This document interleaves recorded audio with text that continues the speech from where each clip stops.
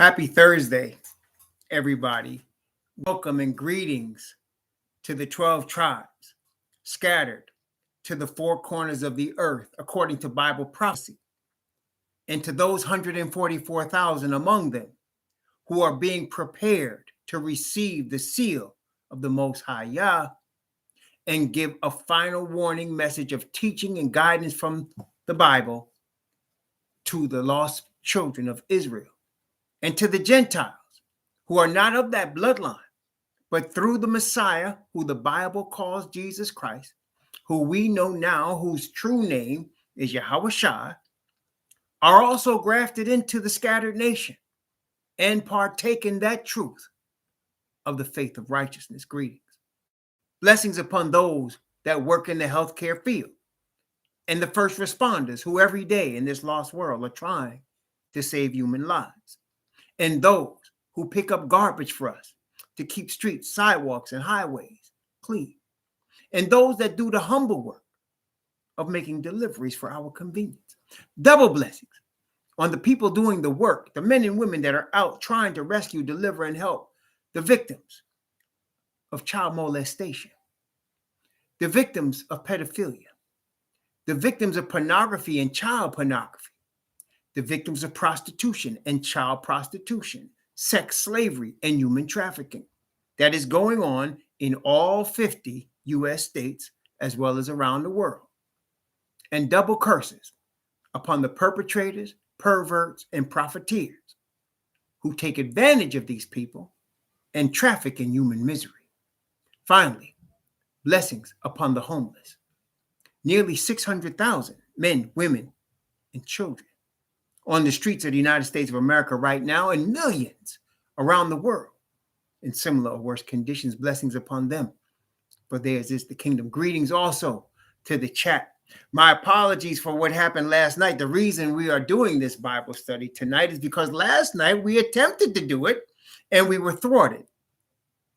As a sign, the Most High is showing us not only how important these messages are, and not only how important Bible prophecy is. Please read your Bible. Start at Genesis, go through to Revelation, and read it again. Then when you finish, read it again. The Most High will bless you. Read your Bible. And how important the messages of the Bible are in these last days. This is way more than practical teachings about day-to-day life, which that's important. It's way more than what's wrong and what's right, though that's very important. It's the prophetic utterance. It's the prophecy that makes this book the most important book on planet Earth today. It's the only book that is 100% accurate in terms of its prophetic utterance. That's why when we study it, when we actually read it, and we read it through multiple times, the Most High Spirit will guide us in the way we should go, and we will never be caught flat-footed. We will never be caught unprepared. Messiah said to his disciples, whatever I've seen of my Father or heard of my Father, I will share with you. Nothing will ever catch us off guard, because the Most High's Messiah also said, behold, I have told you before. And of course, we know that Revelation chapter 1, verse 1 gives us not only the importance of prophetic utterance, it shows us who it's for and why. The revelation of Jesus Christ, which Yah gave unto him to show unto his servants things which must shortly come to pass. And he sent and signified it by his angel unto his servant, John, who bare record of the word of Yah and of all the things which he saw. So that's what we're doing. We're seeking to be prepared. This is not for everybody, as the verse just said. It's only for Yah's servants. People who have an alternative agenda will never be able to understand Revelation. It's not going to be given to them. It's not. If you have an agenda just to make money, just to create a building so you can say you run a church, you're not going to understand Revelation. It's for his servants. As the word of the Most High showed us, the servants are the bloodline Hebrews. And we have found that those bloodline Hebrews are fruits. In fact, let's take a look at it in Matthew chapter 7. Matthew chapter 7. And I'm getting right into it. So please, greetings to all in the chat. y'all understand what happened last night, and I don't even know when this is going to happen, if it's going to happen again today. So I just want to get right into it, if you don't mind. I just want to get right into this study. So just, as much as we can. So if and when we get cut off, we got something. So last night we got a little bit of the beginning. I'm going to review that very quickly, and we'll get right back to where we were last night and we'll continue from there. Tonight's subject matter is the Ukraine-Russia war and what it means to the awakened ones. What does this war mean to us? So we went through some things last night. I'll quickly go over them again. You'll see that in the first part of this, which we got cut off. But before we got cut off, I was able to get some beginning part of that. And so we'll talk about that. But here in Matthew chapter 7, I'm going to begin at verse 13. I'm going to begin at verse 13. And I'm going to go from verse 13 down to verse 27, because I want to get the whole context of what the Messiah is saying here. Also, I want to point out that when the Messiah, Yahweh, who the Bible calls Jesus Christ, walked the earth as a man, he stayed in the area pretty much, with just one or two exceptions. He stayed in the area of Judea, or other words, the southern kingdom of Judah, and also what was Israel, what became divided. He stayed in that area, and his ministry was to the Hebrew people. Remember, he told the Syrophoenician woman, I came not, but for the lost sheep of the house of Israel.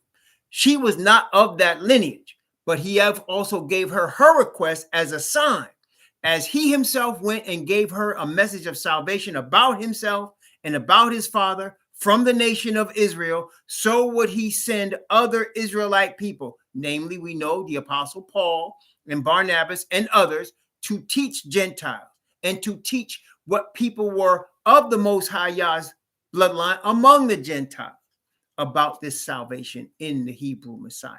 So here in Matthew, Mark, Luke, and John, the words that he's speaking directly to a group of bloodline Hebrew people, Israelites.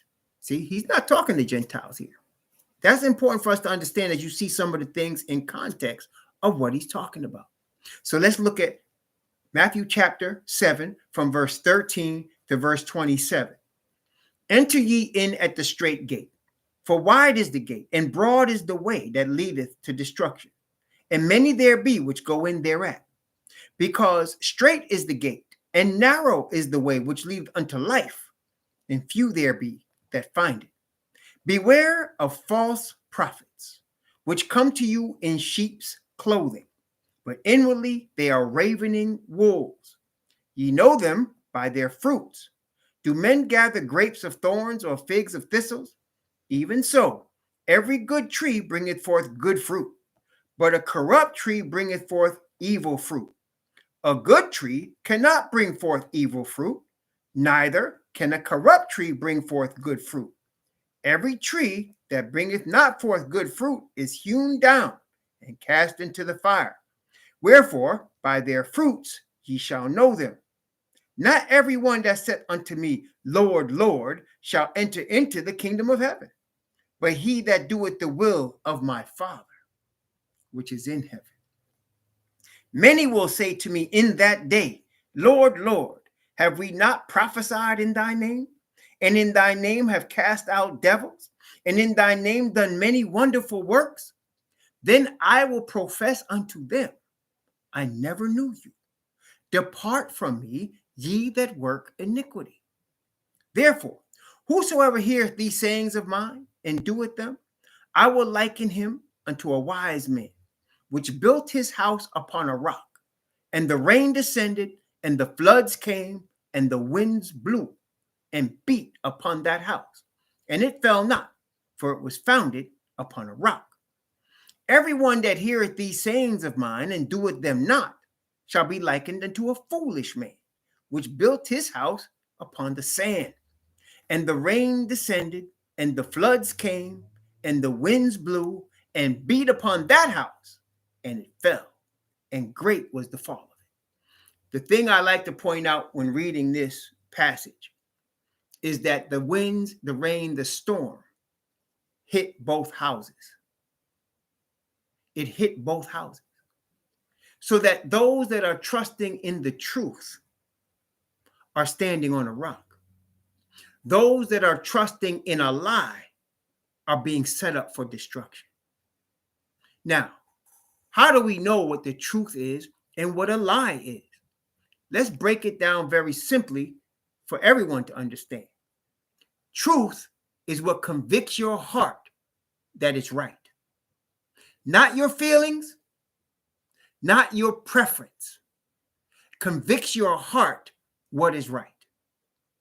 Usually, truth reveals. You shall know the truth, and the truth shall make you free.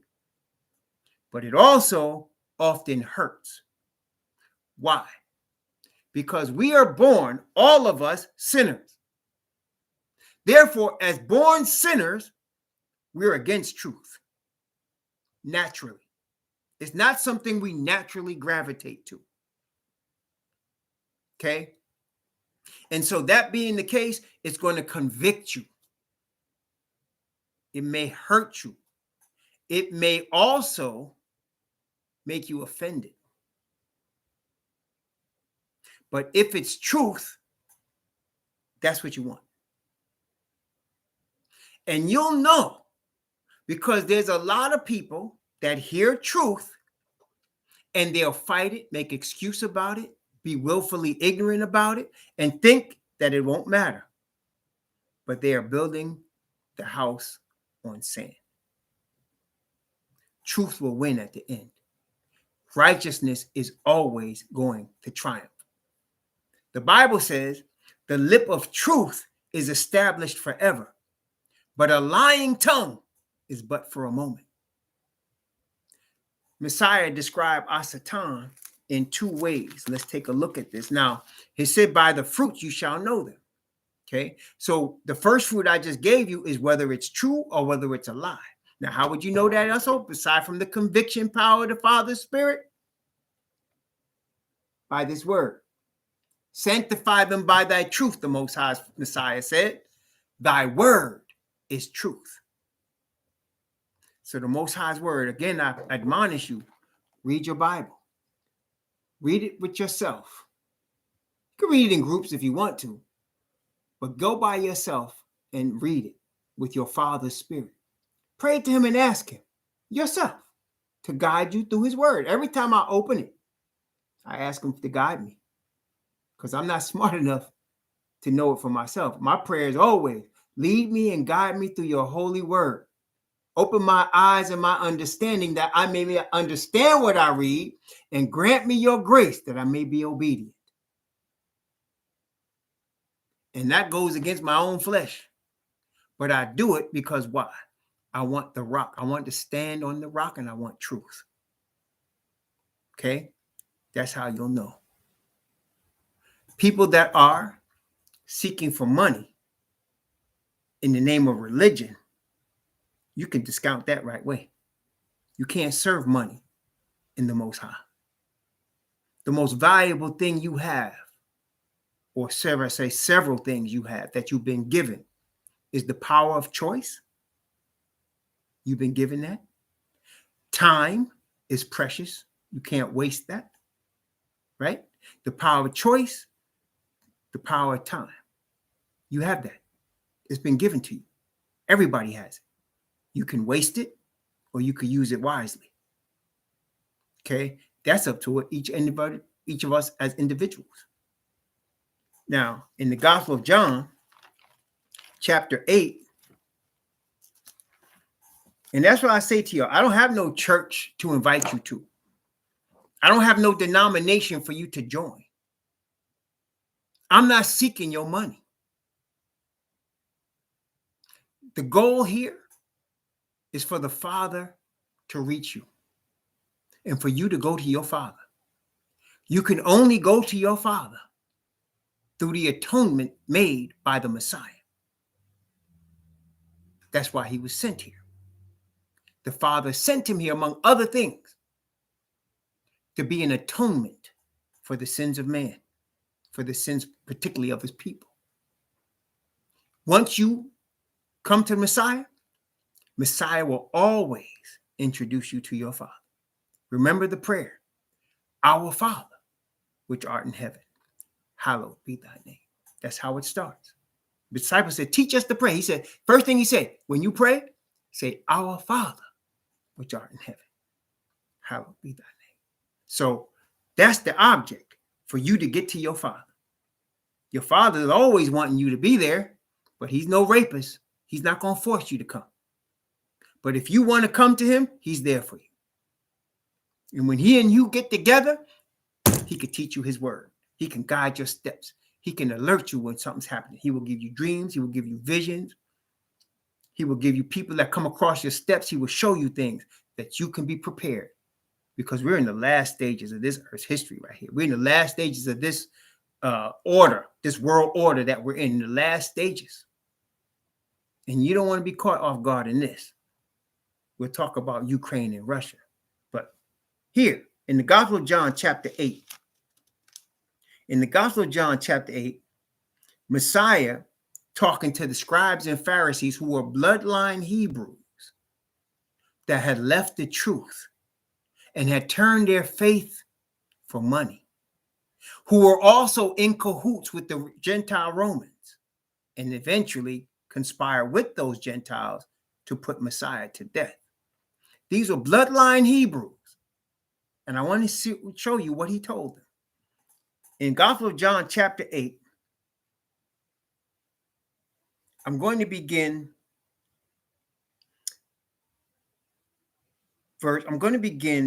verse 34. After he tells them the truth shall make you free. I'm going to begin after that. I'm going to go from verse 34 down to verse 44. Okay, 11 verses. Notice what it says here. Yahushua answered them, verily, verily, I say unto you, whosoever committeth sin is the servant of sin. And the servant abideth not in the house forever, but the Son abideth ever. If the Son therefore shall make you free, ye shall be free indeed. I know that ye are Abraham's seed, but ye seek to kill me, because my word hath no place in you. I speak that which I have seen with my Father, and ye do that which ye have seen with your father. They answered and said unto him, Abraham is our father. Yahushua said unto them, if ye were Abraham's children, you would do the works of Abraham. But now you seek to kill me, a man which hath told you the truth, which I have heard of Yah. This did not Abraham. Ye do the deeds, of your father. Then said they unto him, we be not born of fornication. We have one Father, even Yah. Now, what they said right there, when they said we be not born of fornication, they were trying to intimate that because they knew Joseph wasn't Messiah's father. Therefore, they were saying, whoever your father is, you were born of fornication, because that man was not your father. That's what they were trying to say. So they're trying to break on him and say, we be not born of fornication like you were. Okay. Verse 42. Yahushua said unto them, if Yah were your father, you would love me, for I proceeded forth and came from Yah. Neither came I of myself, but he sent me. See, now, you have to believe one or the other. Either you believe Father Yah is the father of the Messiah and sent him, or you believe what the scribes and Pharisees said, he was born of fornication. But they both knew Joseph wasn't his father. Okay. Verse 43. Why do you not understand my speech? Even because you could not hear my word. Ye are of your father, the devil, and the lusts of your father ye will do. He was a murderer from the beginning, and abode not in the truth, because there is no truth in him.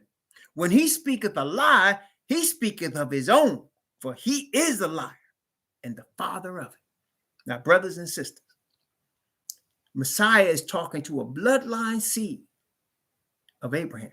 He said it. Yeah, you're Abraham's children. You're Abraham's seed, but you don't follow Abraham. Which means what?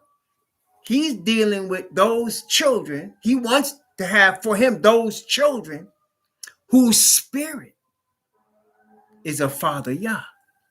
What he told that woman at the well, Father is seeking the people that want to worship him,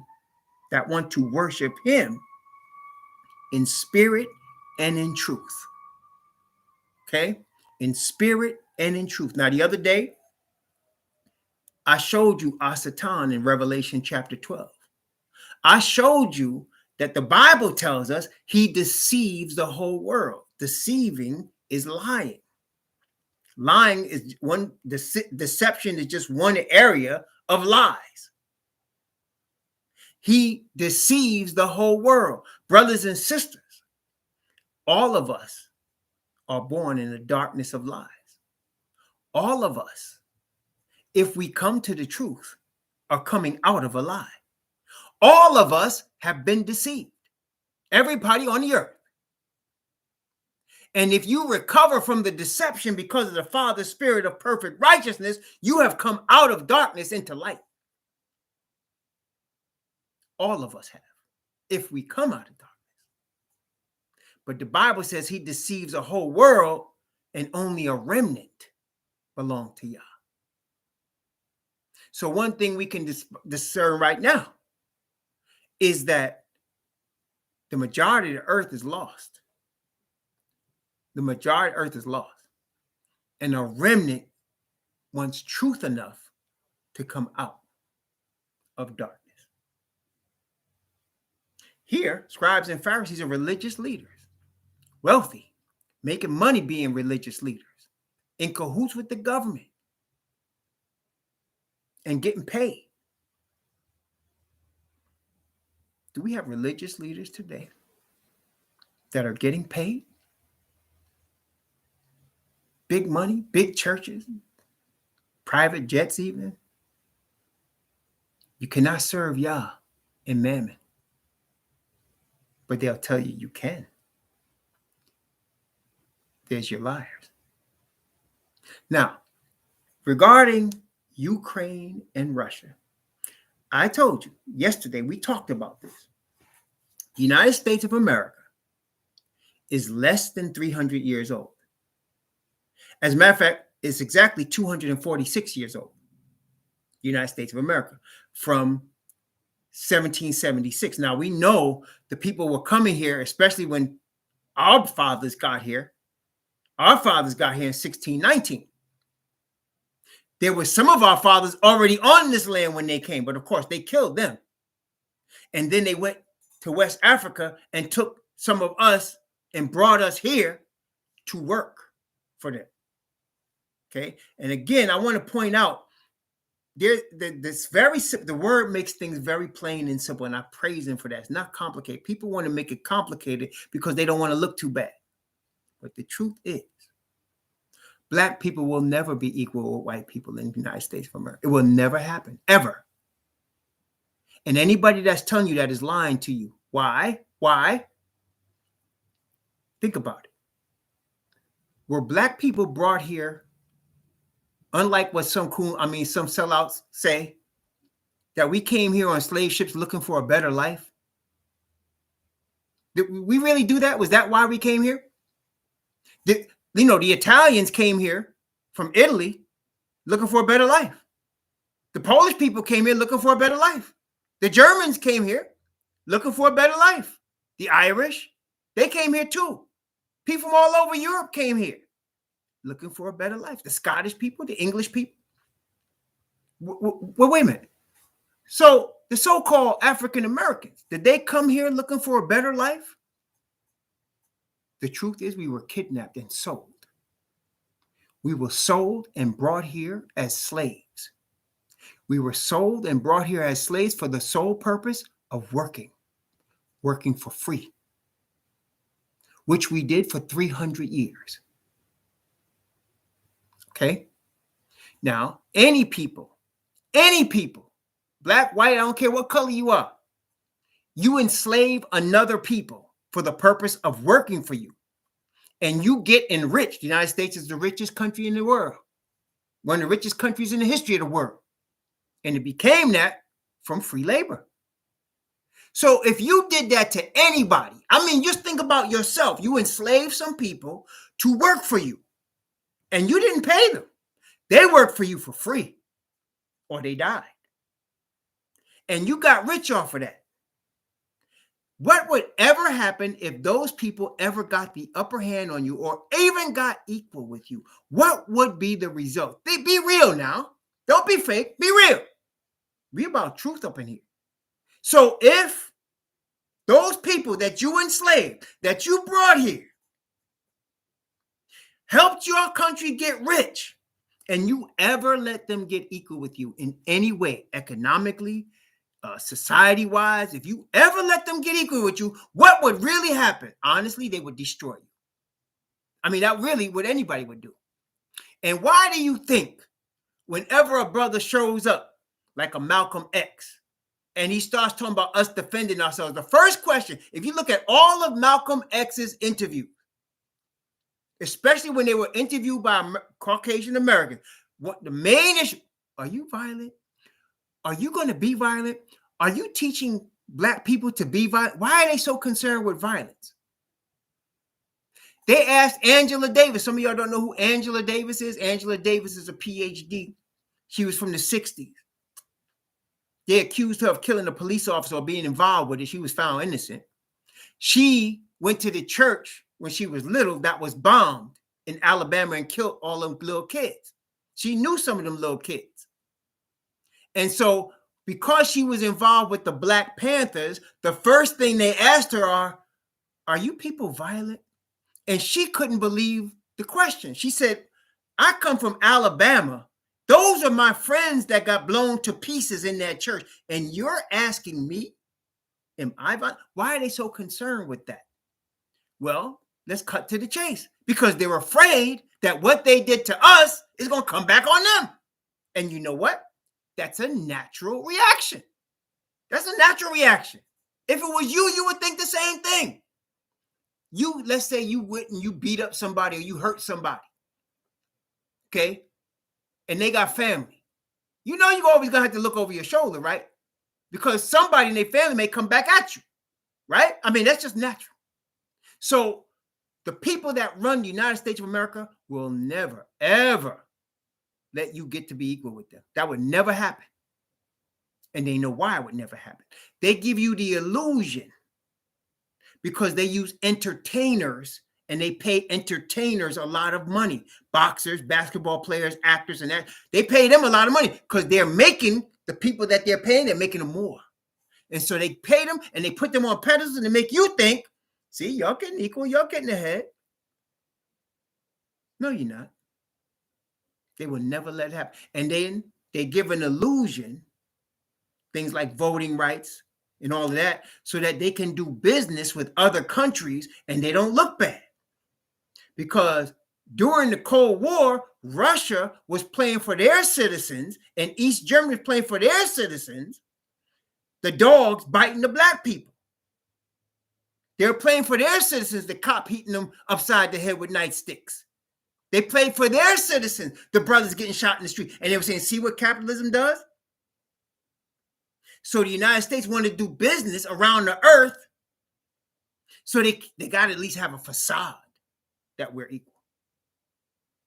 But they could never really let us be equal. Anybody with common sense knows that. So all of this Black Lives Matter march garbage and all of this thing about getting reparations, forget it. Don't even look at it. You'd just be frustrating yourself. It would never happen. It would never happen. Okay? Because they can never allow no person that is benefiting from the wealth of this country and the opportunities afforded to them on the backs of slaves will ever allow those slaves' children to be equal with them. It would never happen. Okay? You have to understand that. Then you could look for real at the word of the Most High and get the truth.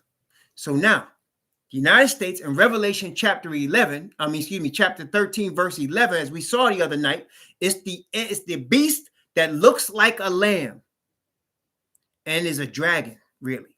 And that's why Messiah said, beware of those that come to you, false prophets that come to you in sheep's clothing. Well, the United States is the false prophet. Okay, it's the false prophet. There are three entities in Revelation chapter 16 under the sixth plague: the beast, the dragon, and the false prophet. All three of them in Revelation chapter 13. You have the beast, which gets power, seat, and authority from the dragon. And then you have the lamb-like beast, which is the false prophet. The beast, the dragon, and the false prophet. Now, whenever the United States gets in a war, and it's been in many wars, in its 246 years, almost every single decade, which is more than 2,400 times, the United States is involved with some conflict somewhere around the world. I know that's crazy, right? But that's how much time it is. That's all over the earth. Now, when they're involved with overthrowing a government, let's say in Peru or in Chile, or they're involved with uprising and overthrowing a government in Liberia, right? Or Angola, nobody cares. Them are brown people. They don't care about that. They don't care about that. But when you want to get ready to see a big war, let the children of your Yafet start fighting each other. That's where we ended up last time. I wanted to show y'all. Genesis chapter 10. We talked about Genesis chapter 10, and I wanted y'all to understand that every person on planet Earth has an origin in one of Noah's three sons. Every person on planet Earth has an origin in one of Noah's three sons. And let's go. We went to that. Let's go again. Let's go right from there. Hopefully we don't get interrupted today by the grace of the Most High. But let's look at Genesis chapter 9, where we started off yesterday. Genesis chapter 9.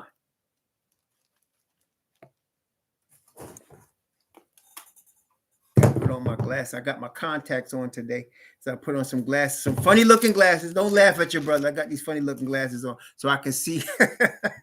Because your boy is old. I praise the Most High. I don't hide the fact that I'm old, man. I praise the Most High because it's his grace that keeps me alive. But in Genesis chapter 9, which takes place after the flood. So for people that don't believe there was a flood, you can't believe the rest of this Bible because Genesis chapter 9 takes place after the flood. Okay, that's what it says about itself. All right, so Genesis chapter 9, and I'm going to take it up when Noah lived 950 years. He lived to be 950 years. Okay, and Noah in his generations from Adam to Noah was about 2,000 years. Not exactly now, but it's about 2,000 years. It's about 2,000 years from the death of Noah till you get to Messiah. It's another 2,000 years. And as we know, here we are now in the 2,000 years from Messiah, right? So you know right now we're at the end. 7 is the perfect number, right? So you got 6,000 years, and then you're going to have a 7,000 year rest. 7,000, the seventh year, or 1,000 year, which represents the seventh, the completeness. Most High made the earth in 7 days, rested the seventh day, the Sabbath. 7 is complete. So now we're in the 6th. We're almost finished. Almost done. Just a few more years. It's almost over. Okay. So here, Noah, at the end of his generations, he's the prophet of his generation now. And he's about to prophesy. Noah did it. Noah prophesied about his children. I told y'all last night. Lamech, Noah's father, prophesied about him. Jacob in Genesis chapter 49 prophesied about his 12 sons. In the Bible, you see that a few times where the fathers prophesy about the children. Isaac prophesied about Esau and Jacob. So here, Noah is prophesying about his 3 sons. Shem, his oldest, Ham, his middle, and Japheth, his youngest.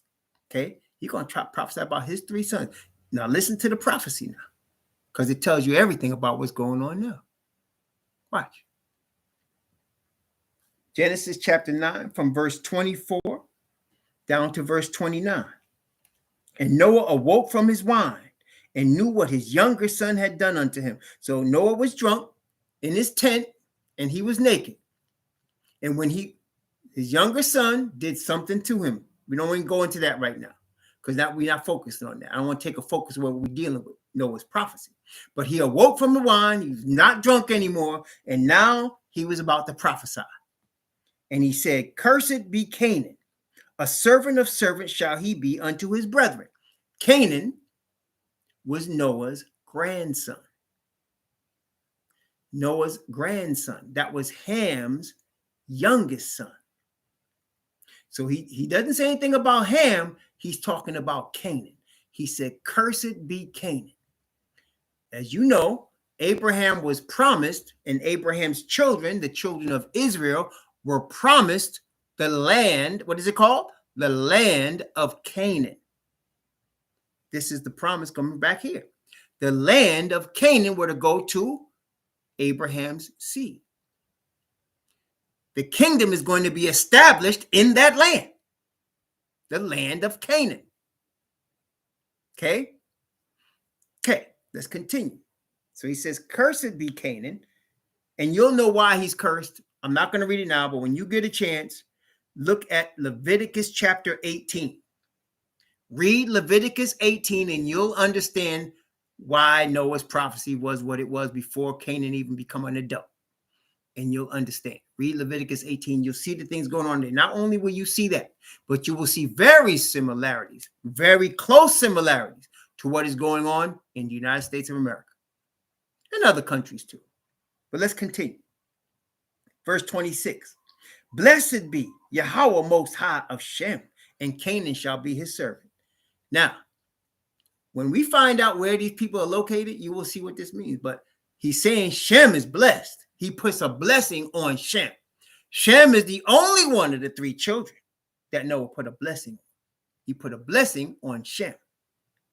Okay, he said, "Cursed be Canaan, Ham's youngest son. Blessed be Shem." Okay, so Shem's got a blessing. Just to let you know, Abraham was from Shem. First, Shem had children. His grandchild was named Eber, one of them. Shem had 5 children. One of them was Arphaxad. Arphaxad had a son named Eber. Eber is where you get the word Hebrew. Eber's children, Eber had 2 children, Perez and Joktan. Perez was the lineage which eventually produced a man named Abram, whose name was changed by the Most High to Abraham, who you know had a son named Isaac, who had a son named Jacob, whose name was changed to Israel. Abraham, Isaac, and Jacob were all Hebrews. Jacob's name being changed to Israel, his children were the children of Israel, and they were Hebrew Israelites. That's how you get Hebrew Israelite. It's a lineage thing. Now, he placed a blessing on Shem, and we see how that blessing is playing out. Now, next, verse 27. Watch this. "And Yah shall enlarge Japheth, and he shall dwell in the tents of Shem, and Canaan shall be his servant." Enlarge means to make big. He's going to make Japheth big. But Japheth is going to dwell in Shem's tent. Now, I want you to understand something. Think about this for a second. Back at that time, they lived in tents. Okay? Even said he was drunk in his tent, Noah. So they lived in tents.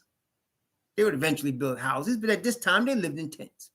So tent was their house, right? So he said, Japheth is going to dwell in Shem's house. He's going to be enlarged and dwell in Shem's house.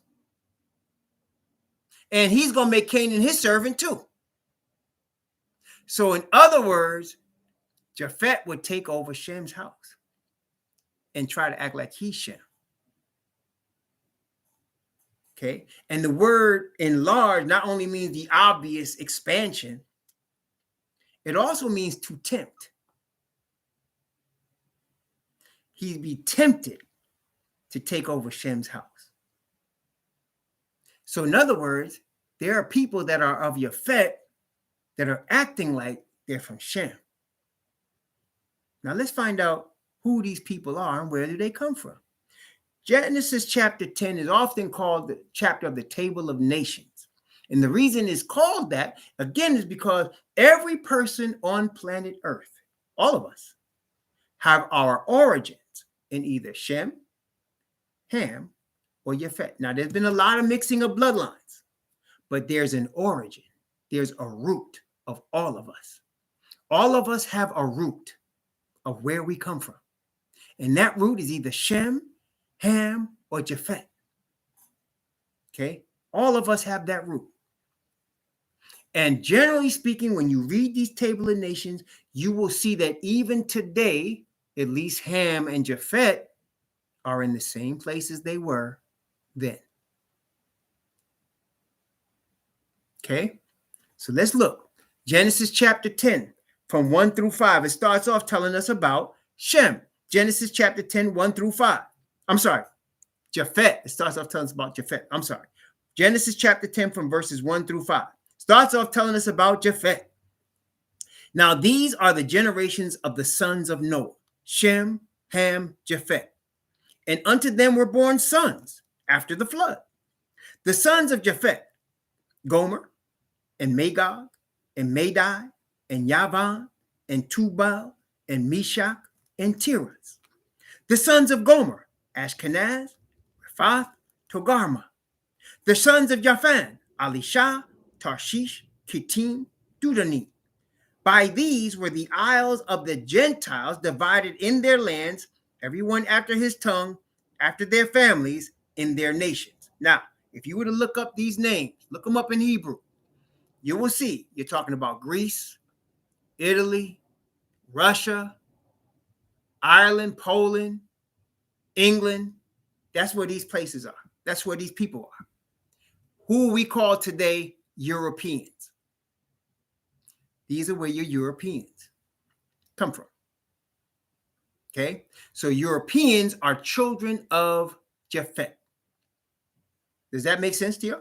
Y'all got that? So if you look up Javan, you'll find Greece. Kittim, Greece, Cyprus, Italy. Okay? You'll find all of that there. Turkey. That's all children of Japheth. Okay?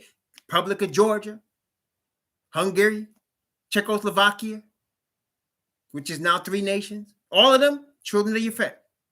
Okay? That's where they all come from. And it said what? Yah will what? Enlarge Japheth. Are they powerful today? Is Japheth powerful? Does Japheth run the earth today?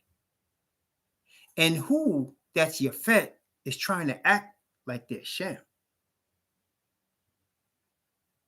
Well, let's talk about Ham for a second.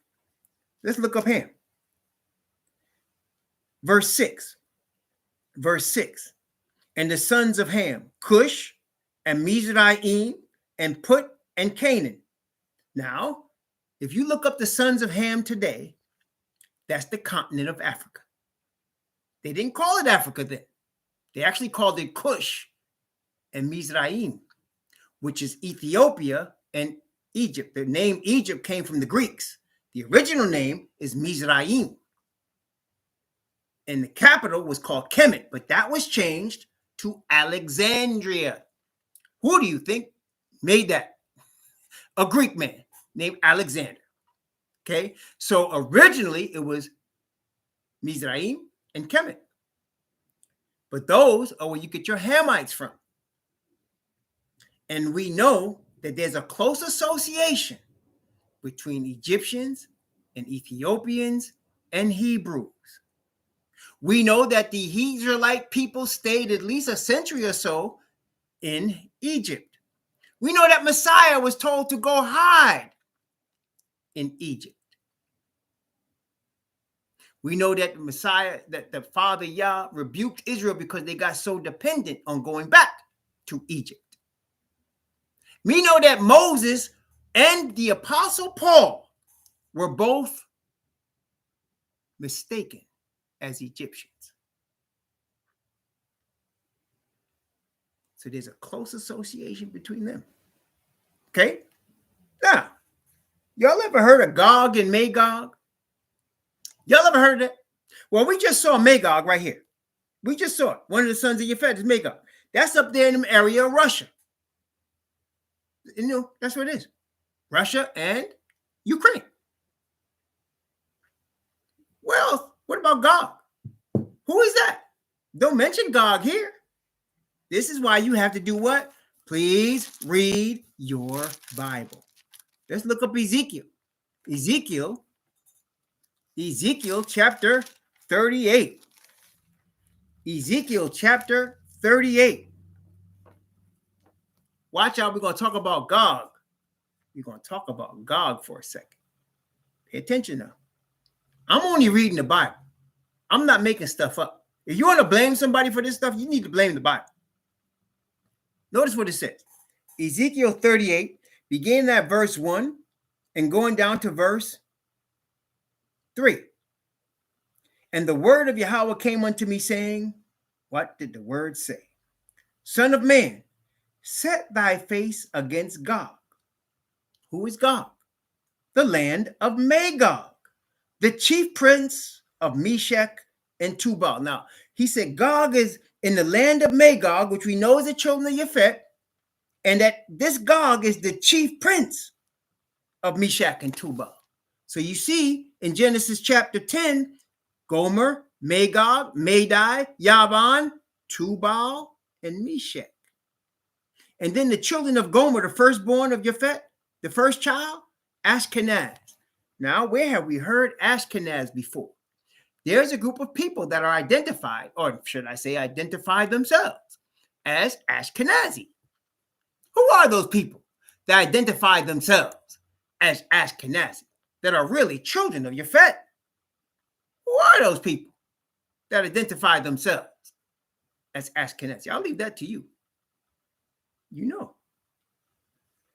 But then you talked about Gog and Magog. Where do we see that? Let's go to Revelation chapter 20. I don't want anybody to say I'm picking on people. I'm just reading the Bible. Revelation chapter 20.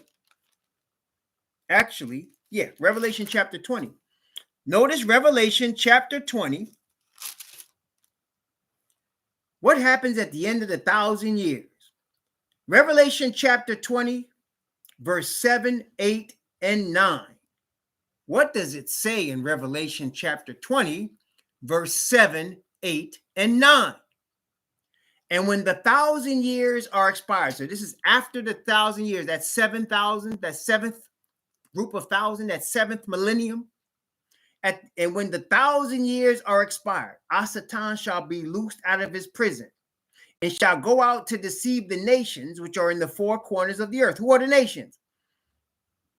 Gog and Magog. Did I make that up, or is that written in black and white right here? Gog and Magog, to gather them together to battle, the number of whom is as the sand of the sea. Talk about enlarge. And they went up on the breadth of the earth and compassed the camp of the saints. So they are not the saints.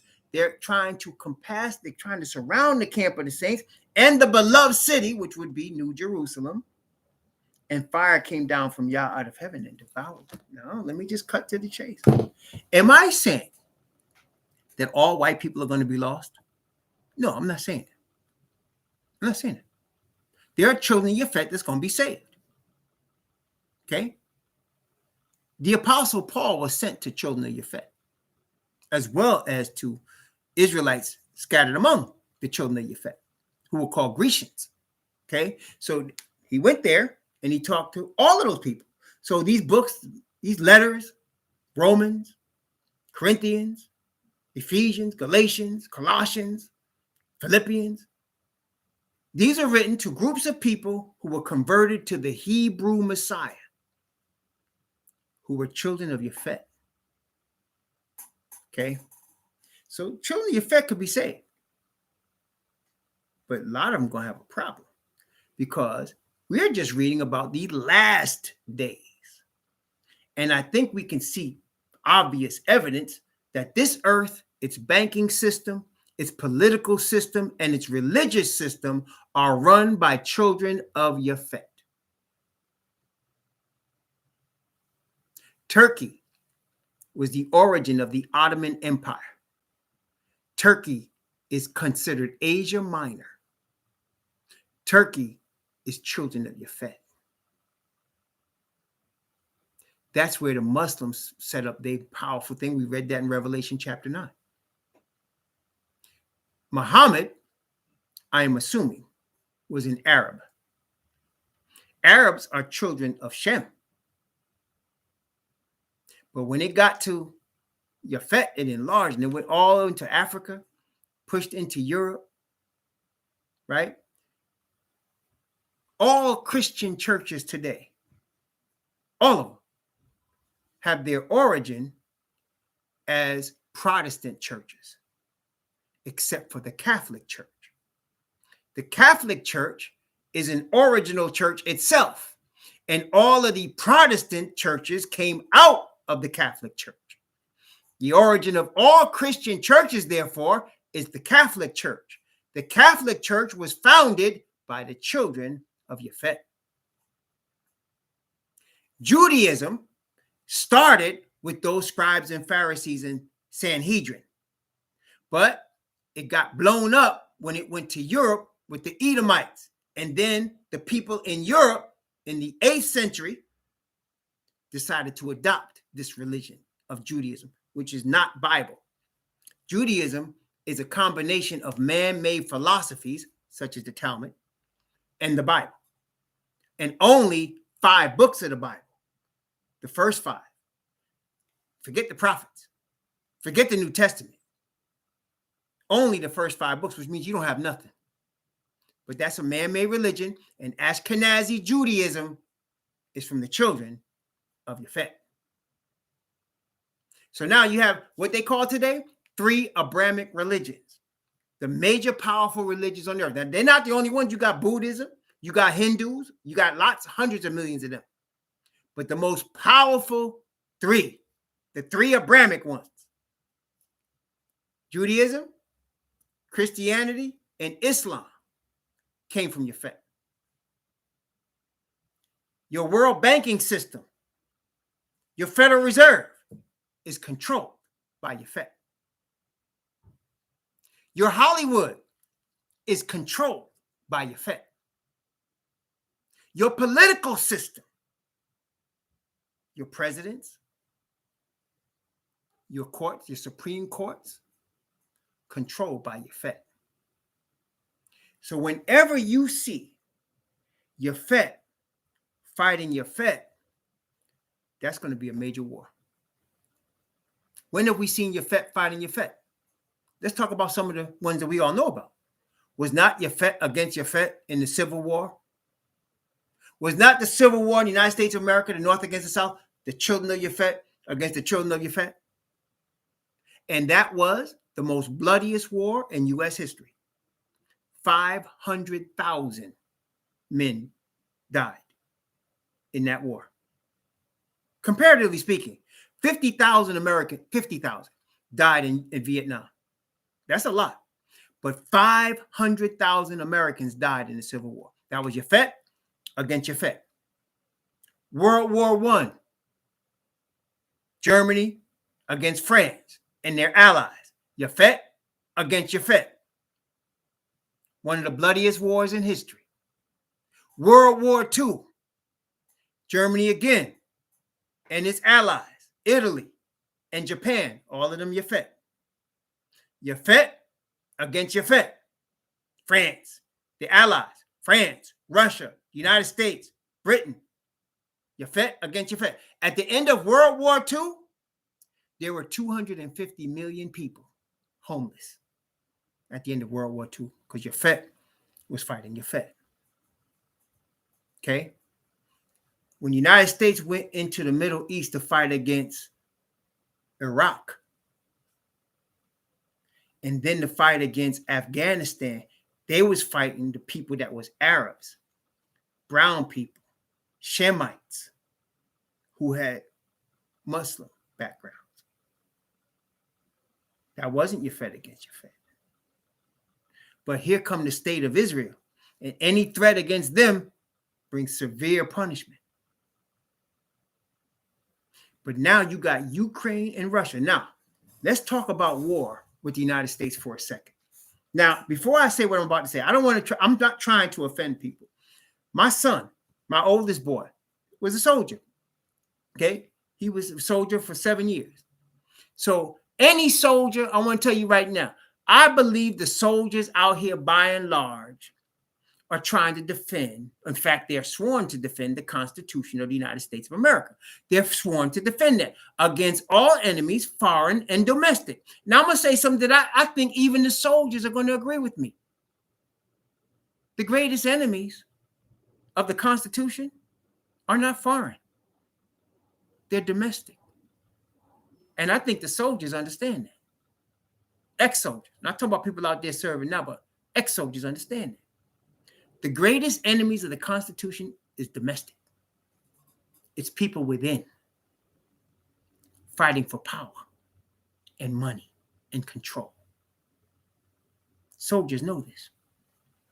Matter of fact, after World War II, I'm just speaking historical facts right now. After World War II, the United States became the big winner of that war. London was bombed.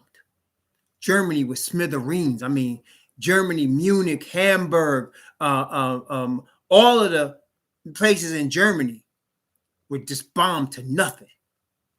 Millions of Russians died, and their places was also bombed. Italy was bombed, except for the Vatican. France was bombed. Those places had to be rebuilt.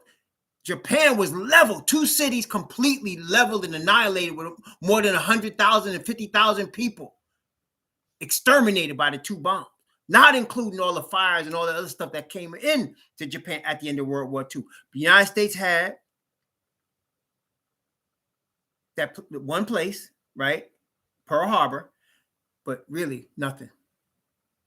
The United States helped rebuild all that place. And ever since World War II, the United States now has military bases in over 100 countries, including in Japan, where they help rebuild, including Germany, where they help rebuild, including England, where they help rebuild, Italy, France.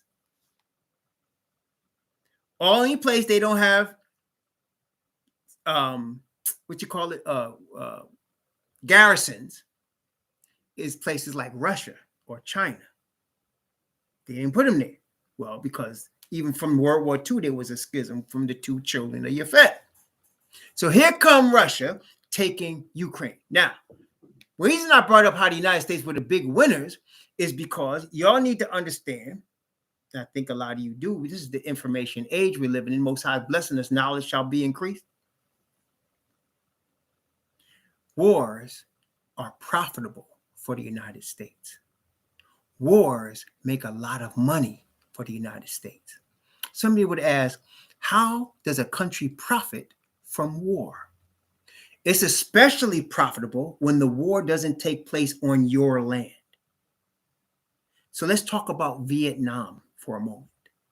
I mentioned to you that 50,000 people died in Vietnam, 50,000 Americans. That's not including Vietnamese. Millions of Vietnamese died. Pol Pot came through and he killed, tortured millions of his own people. Okay, Cambodians too. But for you to drop bombs, somebody has to make the bombs. For you to fly planes, somebody has to make the planes. Somebody has to make the ships, the bullets, the uniforms, the boots, the food, the K rations. Somebody got to make the chemicals. Agent Orange has to be manufactured by someplace. They're all manufactured in the United States. Who paid for that? The taxpayers. Because we were told we have to spread democracy. All of those companies involved are still the biggest companies in the world today, the richest. Boeing, Grumman, McDonnell Douglas, Electric Boat, United Technologies, and many others that are involved in creating these weapons. Even some car companies, General Motors, involved with creating these weapons. And Halliburton, involved with creating weapons and food and everything involved with war. Half the budget of the United States of America, a multi-trillion dollar budget, is for war.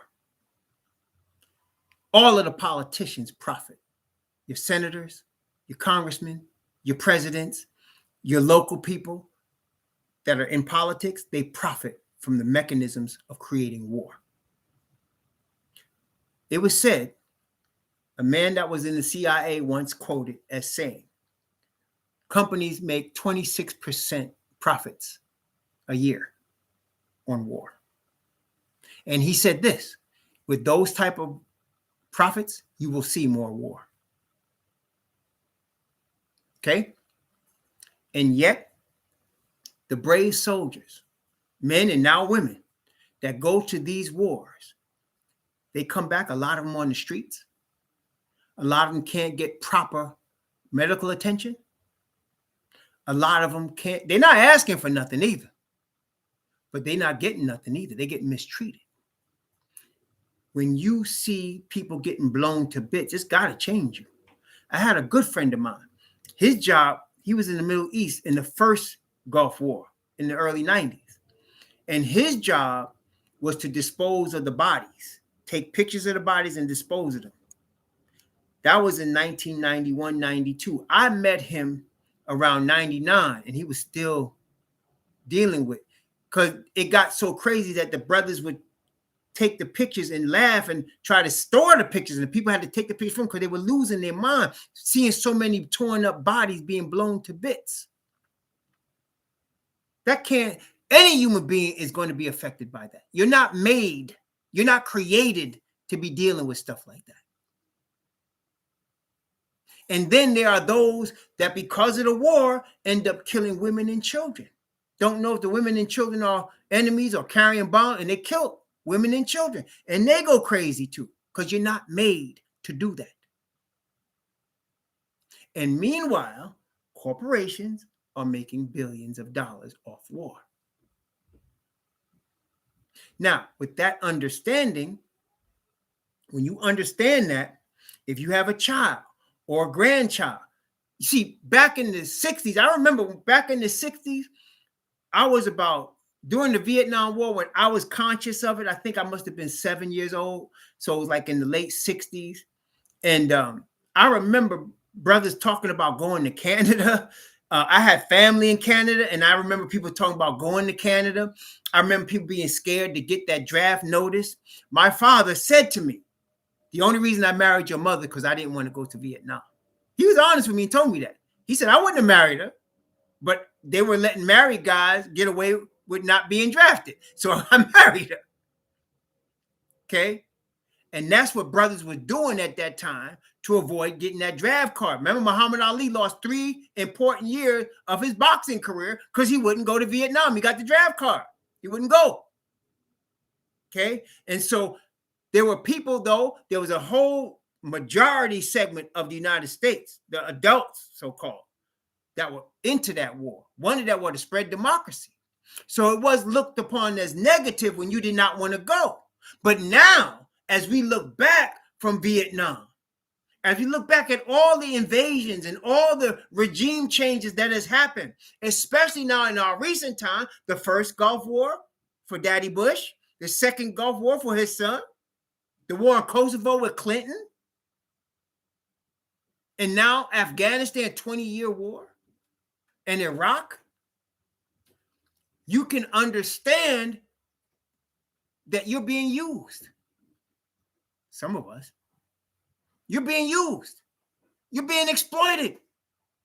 So you're not going to, my son is too old, but my grandchildren, my son and I, we haven't had this talk yet, but we're going to have this talk when I go out there to see him and see my grandson graduate from high school.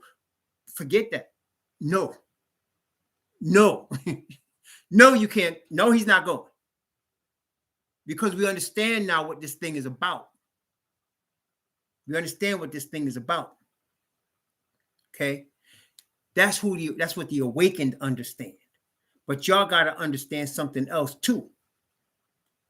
The brainwashing is strong.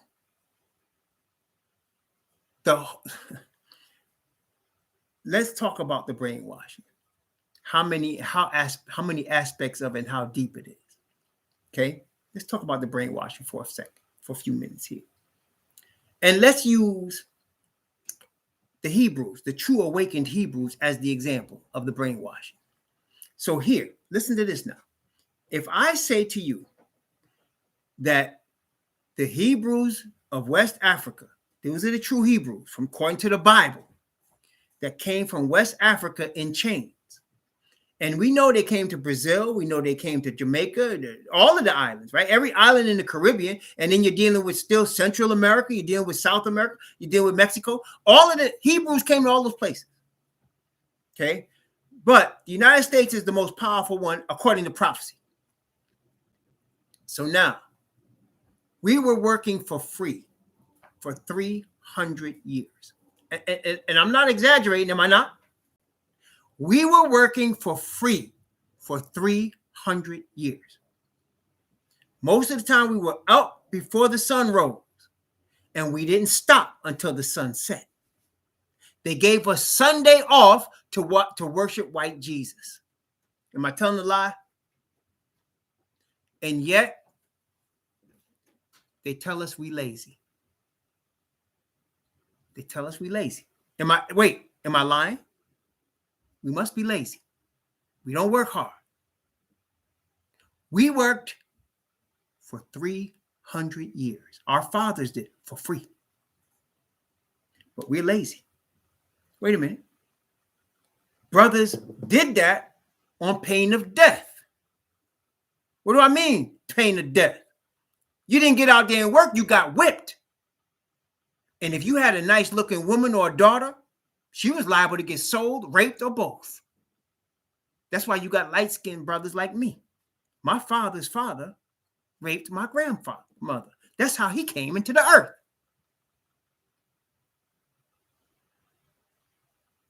And his mother couldn't do nothing about it. Sharecroppers. This is after slaves. Sharecroppers. And so you have that scenario, and yet when the Civil War was over, and then they needed us now, not for slavery anymore, but for reconstruction. Once we rebuilt the place for them, they didn't need us anymore. Jim Crow. And now you got sharecropping. You continually in debt. Not that you was really in debt, they put you in debt. And then not only were we called lazy, but we were guerrillas. Oh, we were mean. We were scary people. And they put one of the greatest selling movies, a movie that was played in the White House, okay, was a movie about the Klan in America, saving us from the crazy, big, ugly, brute black man. True story. It was played in the White House. The president promoted it. They had Klansmen at that time, early in the 20th century, marching the streets with everybody yelling and screaming for them.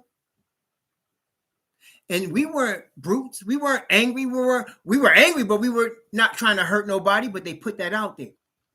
Then they kept pushing that. They kept pushing the angry, brute black man. Then they created redlining.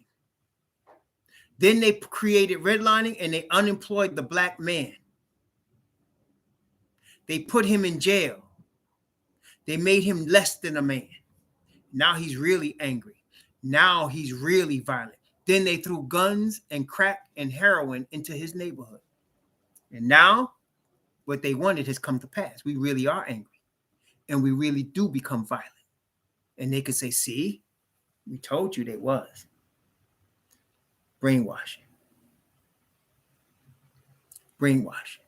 The Bible says about us, we'd be taken to a land whose tongue we don't understand. We'd be taken to a land where we'll be worshiping the wood and the stone, the wood being the Christian cross, the stone being Mecca. We'll be taken to a place where we'll be the least of the people. So when they tell us we dumb, how do they measure that? They measure that by an IQ test. Well, who creates the IQ test? The children of your fed. And they'll tell us we're dumb. Brainwashing. They'll tell us we're violent. They'll tell us we're lazy. And they'll tell us to worship the white Jesus and then say, no, we're not really, it's not about color. We don't see color. Brainwashing.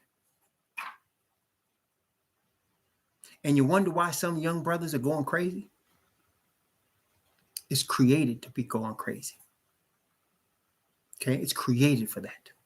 That's just one example. 2001. That's one of them days, September 11, 2001, where you will remember where you was. If you were an adult or a child, if you were conscious of what was happening that day, you will remember where we was. Like, for example, in April of 1968, I remember exactly where I was. I was listening to the radio. It was spring. I lived in an all-black neighborhood. I was listening to the radio. We had this big old black and white television that had the radio built into it. And in New York, I think they still got it. It was WBLS. I'm listening to WBLS, 1968. I'm 7 years old. And suddenly the radio stopped. And they made an announcement. Martin Luther King has been shot and killed in Memphis, Tennessee. And at 7, I was shocked. At 7. And it was in my mind, but I couldn't believe what I just heard. And I walked to the window of what was our dining area in our house. I walked to the window and I was still shocked. It was just, I was numb. I couldn't believe what I just heard. And in the street, everybody was pouring out of their houses crying. And they were hugging each other in the street and they were crying, and men and women were just upset. I remember very clearly where I was that day. The same with 9/11. On 9/11, I decided I was working independently. I was in a financial planning firm. And there was a meeting that day, and I was not into meetings. But I came to this meeting, and the firm's managing partner was mad at me because I was skipping meetings. He said, "Don't miss no more meetings." Right? The only brother in the firm in 150 years. But anyway, I was running late for this meeting. So I ran in the meeting and nobody was there. And I thought to myself, that's strange, man. Maybe they canceled the meeting today. But there was a hush over the whole office. And I saw people gathered around TVs around the office. They had televisions. You would normally see the stock market, because we was in a financial planning firm. And I asked somebody, what's going on? They said, you ain't heard? I said, heard what? They said a plane hit the World Trade Center. I said, a plane hit the World Trade Center. They said, yeah, it was terrorists. Now, in the financial planning firm, it's a sales. I mean, basically, you're selling stocks and bonds, mutual funds. There's a lot of liars and exaggerators in financial planning firms. I thought this guy was lying. I thought he must have heard that, and he just spreading that. I said, nah, you sure? He said, man, I'm telling you. So now I went to a television, and they showed the building on fire. It was early. That was before the second plane hit. Then the second plane hit. And now I'm scared. I mean, I used to work. I was in Connecticut at that time, but I used to work right near the World Trade Center. I used to get out of the subway on the A train underneath the World Trade Center. And I'd walk to my office, which is on Water Street. If you're from New York, you know what I'm talking about. Chase Manhattan on Water Street by the 1 train. And I'd walk over. And I remembered, I said, no. And I was scared. I was scared. When I first saw it, I was scared. Then we heard about what happened in Washington, D.C. and what happened in Pennsylvania. It all happened so fast that day. And I came back home and I was still numb. And I told my wife what happened. I told my children, we was watching it. And before the day was over, they had all of these pictures of this man called Osama bin Laden. If you were around, you remember. They kept putting this picture everywhere. It's a terrorist act. It's Osama bin Laden. And I remember the young boys, the teenagers, they were running around with American flags and they were ready to beat up any Muslim. They were ready to kill. And when the United States said, we're going to fight this terrorist, and George Bush said, they're going to hear from us. We're going to fight this terrorist. The young boys, especially the Caucasian boys, were lining up in droves to volunteer. to go kill this man. I don't know if y'all remember that. They used that man's image on the television to get everybody hyped. You understand? To get everybody hyped. And it worked. It worked. And that's an example, just a few examples of the brainwashing. So here, Ukraine and Russia, this thing could blow up. It could get, no pun intended, it can get real ugly. And at this point, I'm surprised a little bit because the world is under one economic system. And if it does blow up, it's to bring Russia under subjection, because the prophecy shows us the United States is going to be the last world power. So it's not going to lose. And the destruction of the United States is going to come from the Most High, not from Russia. So you already know the outcome, right? But it's probably to bring Russia in subjection. And I want you to notice something. You ain't heard nothing from China. You ain't heard nothing from China. Okay. And I think we're going to hear something from China. Okay. So, brethren, what does this mean to us? Number one, we already know the prophecy shows us the United States is going to be the one to actually run the world into the end. So we know who would win if the United States got involved. And they are going to get involved because they want to make money. Number two, when these wars take place, do not send your children.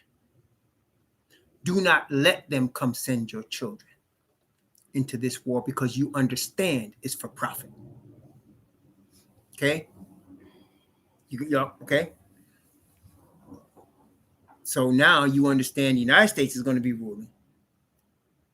Don't send your children to wars for profit. Don't do it. You understand also that there's going to be propaganda. That's why you don't see the United States in it right now. They got to build up the propaganda. They got to act like they peacekeepers, like they're trying to broker peace. They really do want the war, though. You understand that? Okay? Money is more important. Power is more important. They already done froze all of Russia's assets outside of Russia. What Russia has done is, if you notice, that the Brooklyn Nets used to be owned by a Russian man. That Russian man was a billionaire. How did these Russians become billionaires? After their Cold War was over and they lost, they were selling off the old weapons. They were selling off tanks. You could buy a submarine from Russia right now if you wanted to. Tanks, submarines, guns, whatever. And the most powerful people in the Communist Party became the billionaires, including Putin. And they did what they did, diversify their money outside of Russia. So what the United States is doing is seizing all the assets, because it's a one world banking system. They seizing all their assets. That's why Russia lost to Afghanistan. Russia lost to Afghanistan because the central bank refused to give them any more money to fund that war. And the Afghanistan people was living in the mountains and was giving them Russians help. And Russians were just walking off the field after a while. They weren't getting paid. The soldiers weren't getting paid. You're going to see a similar situation. Remember, we talked about the one world monetary system and how it's already in place. Well, they're going to beat you first economically. Remember how they trying to get us at the end? Whosoever did not have worship the image but could not buy or sell, save he had the mark. So it's economics that will cause people to submit. Okay? Whole nations. It's going to be bloody, though, because another thing that they believe, these power that be, is that there's too many people on the earth. Which I'm surprised, though, when you see two children of your Yefet fighting like that, because they know that their birth rates are low. They want to kill people that are brown. They don't want to kill each other unless it's to do with money and power. Then it's a different story. And that's what this is about. Money and power. You see, Ukraine is not part of NATO. They're an ally of the United States, but because they're not part of NATO, the United States is not going over there yet. They have to bow. And they will. They're already calling for the United States to bring them, give them some weapons, give us some guns, give us something. It's already coming. It's like dealing with the mob. Oh, they'll give you the money, but then they own you. Okay, so you're going to see bloodshed. It's already happening. They don't show it on the news in America, but it's happening. People are being blown to bits right now in the Ukraine. People are being destroyed right now, men, women, and children. It'll come out later, but right now it's already happening. They shield the United States from it because it's part of what? The brainwashing. Okay, but this is getting ready to get hectic. It's getting ready to get hectic. Okay, I don't want to talk about any further because there's more, but I think I gave you all enough tonight. But you can see, again, the United States is going to win. That's prophecy. They're going to make money off this. Don't send your sons there or your daughters, no matter what they offer you. Okay? And they will offer you, oh, you can get $20,000. You can get this, you can get that. Get your head blown off for somebody to make some money. Okay? Don't do that.